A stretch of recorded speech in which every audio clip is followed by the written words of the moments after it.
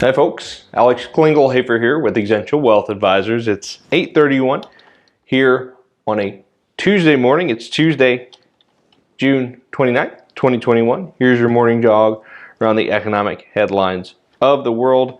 Yesterday we talked about United Airlines putting in a huge airplane order. Turns out it was 270 Airbuses and Boeings going ahead and expanding their fleet over the next half decade. Something they added to that party, additional hiring.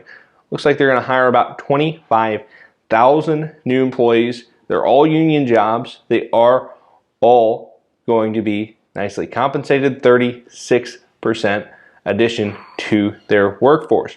One of the things you want to know about those jobs, they're going to be highly concentrated in a few cities. Why is that? United uses a hub and spoke model, unlike maybe a Southwest, which does point to point, JetBlue point to point, right? United relies on smaller airports feeding larger hubs, and then larger hubs sending big wide body planes all around the country. These jobs are concentrated in Newark, New Jersey, of course, in Chicago, United's biggest hub, really going to be concentrated in just a few areas, but good to see the hiring and good jobs nonetheless.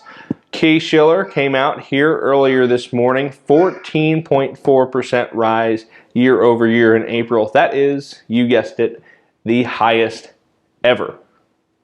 In the 30-year history of the Case-Shiller Home Price Index, that is the highest year over year increase. We're starting to see the market cool down a little bit, which is good news if you are a buyer, because boy, have you been through the ringer when it comes to prices over the past year. Just seeing real estate being extremely hot, inventories being extremely low. Case-Shiller just confirming what we already knew, the real estate market is hot, and sort of giving us context. It's really never been hotter.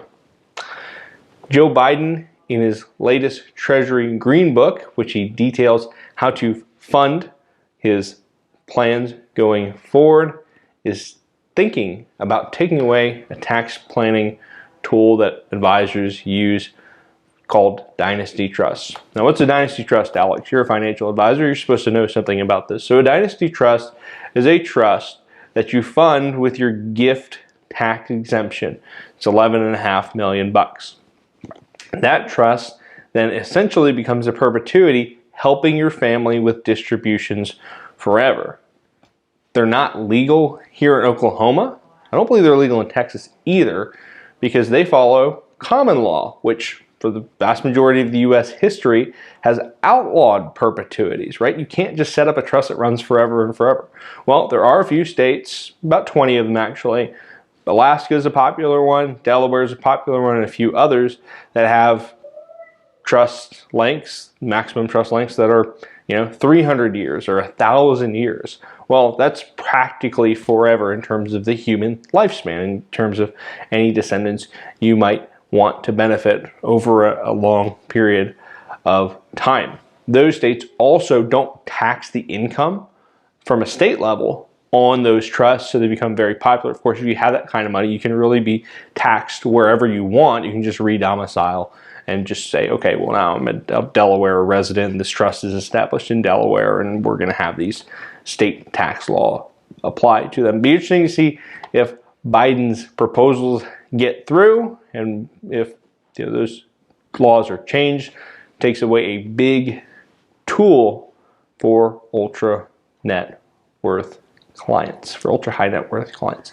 If you want some additional information throughout the week, of course, as always, feel free to follow me on Twitter. It's OKC CFA CFE. Until then, I'm out.